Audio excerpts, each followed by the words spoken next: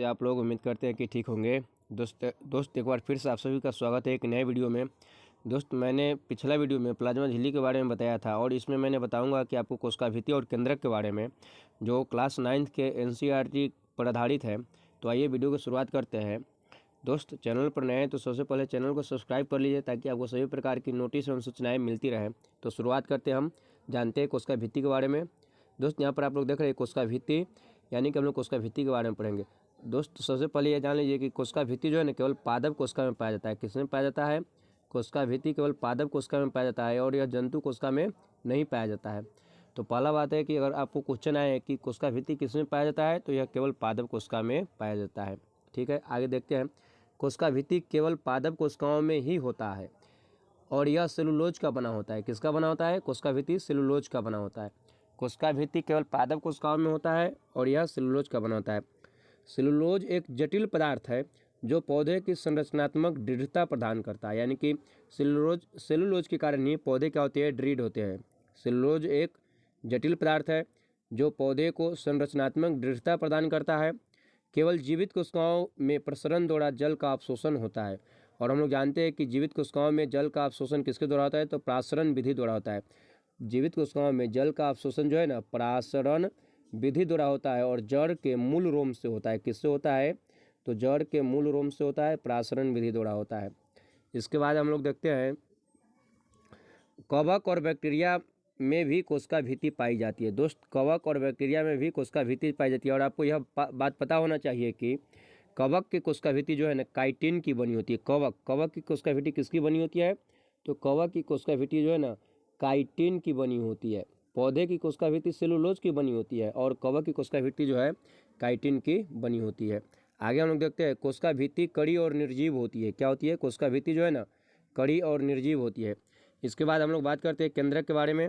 तो देखिए केंद्रक जो है ना केंद्रक जो है ना क्या है कि जीव द्रव्य के बीच में पाया जाता है, यानी कि कहेंगे केंद्रक के बारे में कहेंगे कोशिका द्रव्य के बीच में गोल एवं गाढ़ी रचना पाई जाती है। कोशिका द्रव्य के बीच में क्या होती है?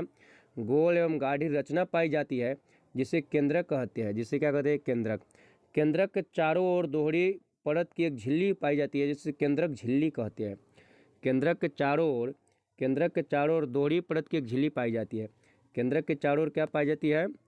तो केंद्रक के चारों ओर दोहरी परत की एक झिल्ली पाई जाती है, जिसे केंद्रक झिल्ली कहते हैं। केंद्रक में गुणसूत्र यानी कि क्रोमोसोम पाया जाता है। केंद्रक में क्या पाया जाता है? तो गुणसूत्र यानी कि क्रोमोसोम पाया जाता है। केंद्रक में गुणसूत्र यानी कि क्रोमोसोम पाया जाता है। आगे देखते हैं हम लोग और केंद्रक के बारे में। केंद्रक के बारे में। क्रोमोसोम DNA तथा प्रोटीन का बना होता है। क्रोमोसोम किसका बना होता है? क्रोमोसोम जो है ना क्रोमोसोम DNA तथा प्रोटीन का बना होता है। किसका बना होता है?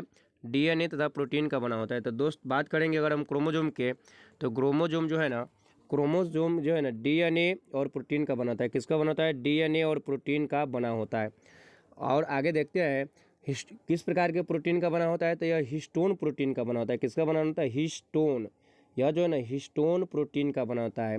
क्रोमोसोम जो है ना DNA और हिस्टोन प्रोटीन का बना होता है। DNA अणु में कोशिकाओं के निर्माण व संगठन के सभी आवश्यक सूचनाएं होती है।